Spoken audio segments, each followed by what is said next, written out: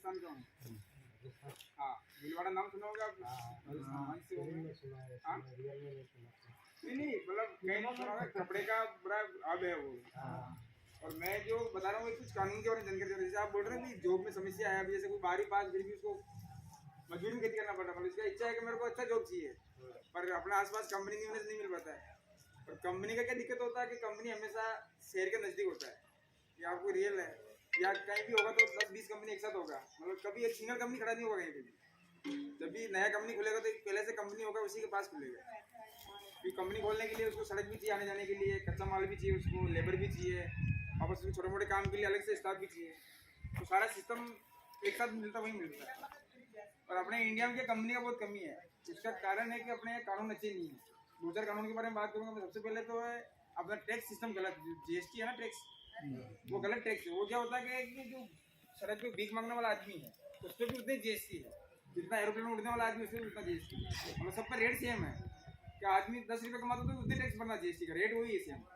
और जो करोड़ कमा रहा है उसको वही टैक्स का रेट भरना। तो उससे क्या करोड़ वाले को टैक्स कम लग जाता है, फिर उसकी इनकम ज़्यादा है तो, और इसी इनकम कम तो उसको टैक्स रेट ज़्यादा होने से ज़्यादा भरना पड़ता है।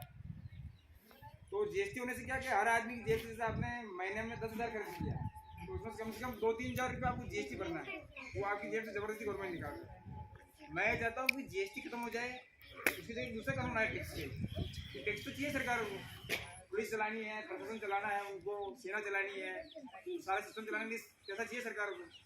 तो पैसे के लिए मैं बताता हूँ कि जैसे आप यहाँ से नंदुरबार जाओगे या धुले जाओगे या सूरत जाओगे, सड़क के किनारे देखिए कितनी जमीन खाली पड़ी होती है, और उसमें ज़्यादा कोई खेती करता है ना, कोई फैक्ट्री है उसकी, तो ऐसे ही जार जंजाल उपजा है और बड़ी ज़मीन है। तो ज़मीन का मालिक कौन उसको भी हम नहीं जानते कभी।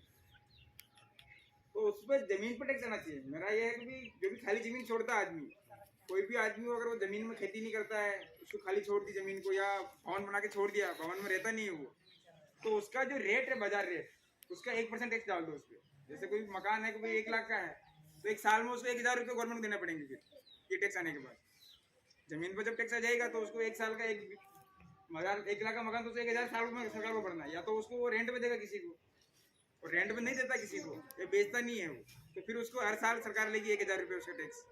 जैसे कोई अगर 1 करोड़ का मकान है, फिर 1 करोड़ वाले को 1 लाख देने पड़ेंगे साल के।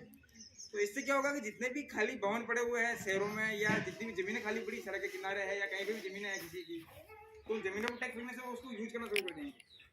मतलब उसमें कोई फैक्ट्री लगाएगा, कोई खेती करेगा, कोई कुछ ना कुछ काम करेगा, और किसी को कुछ भी नहीं करना है, मेरी जमीन ऐसी पड़ी रहेगी, तो टैक्स देना गवर्नमेंट को उसमें। तो उस टैक्स से जो पैसा आएगा उससे सरकार चलेगी अपनी।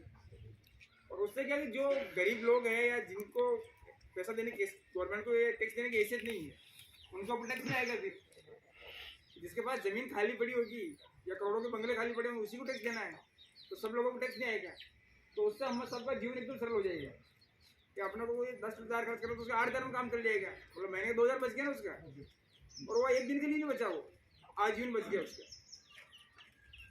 तो उससे क्या होगा कि आदमी को खाने पीने पर सब खर्चा कम हो गया। उसके बाद दूसरा बेनिफिट क्या होगा कि जब जमीनें यूज करना शुरू करेंगे लोग, तो जैसे कोई करोड़पति आदमी है तो जमीन में खेती तो करता नहीं है, वो कोई फैक्ट्री खोलेगा उस जमीन पे, तो फैक्ट्री खोलेगा तो आसपास के लोगों को रोजगार मिलना चाहिए वहाँ पे। तो उससे क्या कि जो पढ़े लिखे लोग हैं, जो बेरोजगार, उनको रोजगार मिलना शुरू हो गया। इसके बाद जैसे आप में से कोई टेक्निकल आदमी, कोई इंजीनियर है, उसके पास दिमाग है पर उसको फैक्ट्री खोलने पर जमीन नहीं मिल रही उसको, तो वो जैसे जो खाली जमीन पड़ी होगी आसपास, उसके मालिक का पता करेगा कि ये जमीन गवर्नमेंट टैक्स देना है तेरे को, या तो मुझे रेंट पे दे दे इसको 2 साल 5 साल के लिए, तो मैं मेरी फैक्ट्री खोल लेता हूँ। तो उससे क्या कि जो छोटे लोग हैं, कोई भी दिमाग वाले हैं, पढ़े लिखे हैं, लेकिन उनके पास पैसा नहीं है जेब में, वो लोग भी अपने दिमाग से अपना फैक्ट्री खोल सकेंगे लोन लेके बैंक से। अभी क्या होता है, सबसे पहली दिक्कत ही आती है फैक्ट्री खोलने में और कंपनी खोलने में, जमीन नहीं है अपने पास। टैलेंट खूब है, कोई बच्चा बीटेक कर लिया, इंजीनियरिंग कर लिया है, पढ़ लिया, अच्छा टैलेंट भी उसका बहुत तेज है, उसका काम करने का पावर भी 100 गुना है उसमें, अभी मेरे को तो काम करना ही है, लेकिन दिक्कत कहाँ है कि उसको पैसा नहीं है उसके पास, और दूसरा जमीन नहीं है। अब पैसा भी बैंक वाले बोल देंगे लोन दे देते हैं आप, पर फैक्ट्री खोलने की जमीन चाहिए आपको। तो जमीन पर जब टैक्स आ जाएगा तो जितनी भी जमीनें खाली पड़ी है आसपास, वो जमीन वाला ऑटोमेटिक रेंट देना शुरू करेंगे उसको, या वो पार्टनरशिप पर भी दे सकते हैं आपको, मेरी जमीन है, आप कुछ पैसा मेरे को देना, इससे मुनाफे में से कुछ अपना रखना, और इस जमीन फैक्ट्री खोल लो आप लोग। तो उससे क्या होगा कि एकदम से हर आदमी को बिजनेस बढ़ेगा, और आने वाले टाइम में देश का ग्रोथ भी होगा।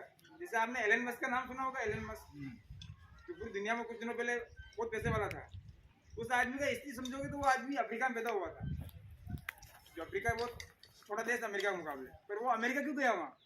कि अमेरिका में कानून अच्छा है, उसको पता लग गया था जब पढ़ते टाइम पे कि मेरे को दुनिया का एक बड़ा आदमी बनना है, राजा बनना दुनिया में बिजनेस के अंदर, तो वो अमेरिका गया वहाँ। कनाडा पढ़ाई की उसने, कनाडा के बाद अमेरिका गया और अमेरिका में उसने अपनी फैक्ट्री चालू की 1996-97 के आसपास। और अगले 25 साल में पूरी दुनिया का सबसे पैसे वाला आदमी बन गया केवल 25 साल के अंदर। पर इंडिया में ऐसा क्यों नहीं बन पा रहा अपने यहाँ? क्योंकि कानून गलत है, क्योंकि वहाँ अमेरिका में टैक्स है ही नहीं किसी के ऊपर, वहाँ केवल इनकम टैक्स है, दूसरा वेल्थ टैक्स है। वेल्थ टैक्स वो होता है ज़मीनों पर और मकानों पर, कि आपके बैंक में कितना करोड़ जमा है, कितना बड़ा बिल्डिंग है आपके पास, कितना ज़मीन खाली पड़ा है, उसी पर टैक्स लगता है वहाँ पर। तो वहाँ कोई भी आदमी बिजनेस शुरू कर सकता है आसानी से।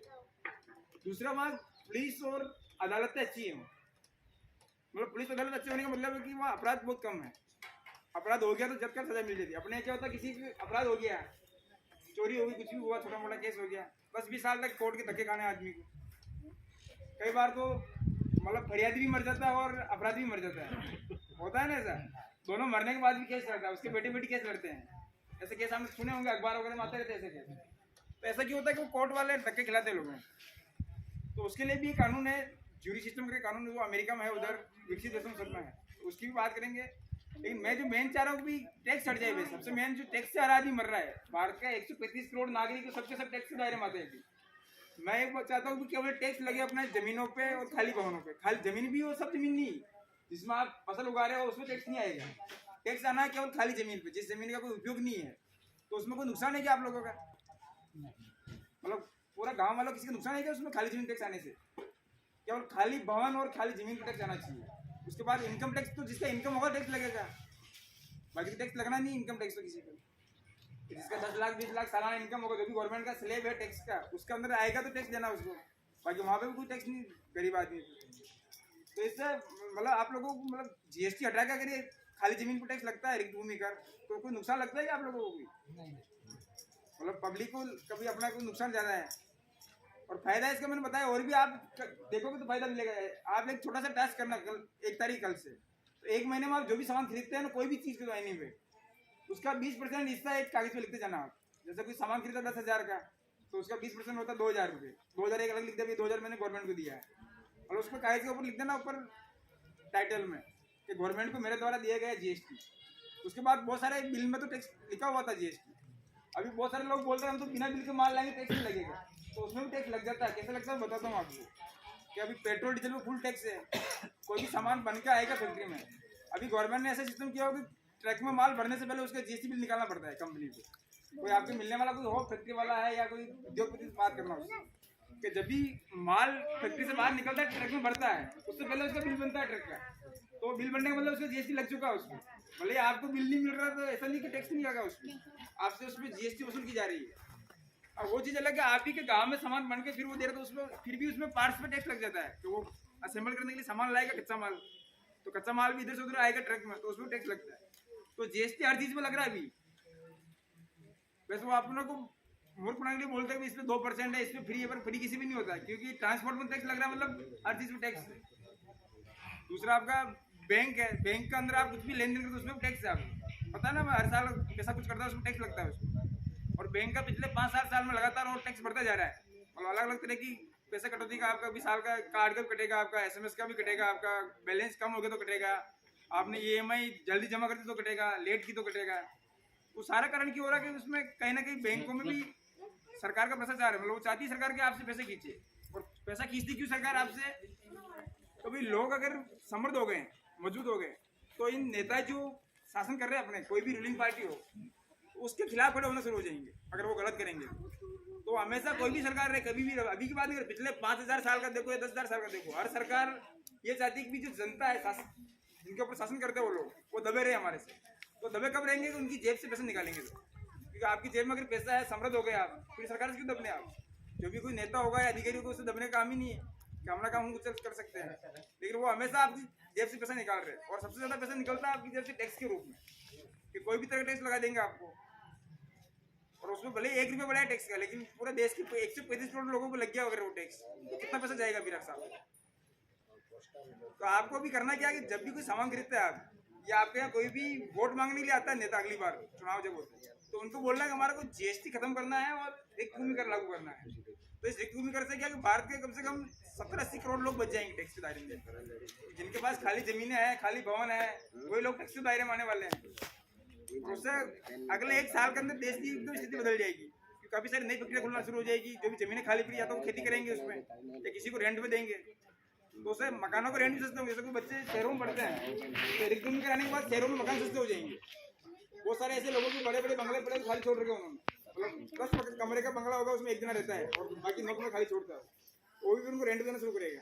उसको पता रहेगा कि मेरे को टैक्स भरना पड़ेगा अगर रेंट नहीं दिया तो उससे रेंट पे देने से क्या कि जब मकान बहुत ज्यादा रेंट पे आने शुरू हो जाएंगे तो रेंट सस्ता होगा शहरों में। तो अभी क्या होता है, दिक्कत है कि शहर में पगार कम होती है आदमी की, तो वहाँ जाके वो सेट नहीं हो पाता है। अब गाँव में तो ठीक है मेरे को, वहाँ अगर शहर में जाऊँगा 10-12 हज़ार मिलेंगे, मैं रूम रेंट दूंगा, मैं बिजली का दूंगा, पानी का दूंगा, तो वो मुश्किल होता है उसके लिए। पर अगर रेंट सस्ता हो गया तो वो शहर में भी आसानी से रह सकेगा। जो पढ़ा लिखा युवा है या कोई पढ़ने के लिए जाता है बाहर, बहुत बार पढ़े इसलिए रुक जाती है कि उनको वहाँ रहने के लिए बहुत महंगा पड़ता है। खाने पीने सामान तो घर से ले जाता है वो पे करके, पर वहाँ रहना इतना महंगा कि वो रह नहीं पाता है, सर्वाइव नहीं कर पाता रहने का। तो उसके लिए अगर रेंट सस्ता हो गया तो उसमें भी रहेगा। तो ये रिक्त भूमि कराने के बाद रेंट भी कभी सस्ता हो जाएगा। तो इसके लिए मेरा मोबाइल नंबर आप ले लो, इसके कुछ वीडियोज है, वीडियो भी मैं आपको शेयर कर दूंगा। इसके अलावा कुछ लिखे हुए आर्टिकल है, तो आर्टिकल आप जब भी टाइम मिलता है आप देखते रहना। मैं आपको हिंदी में है सारा।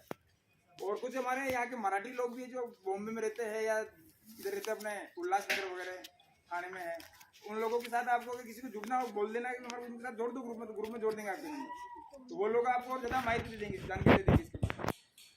ठीक है।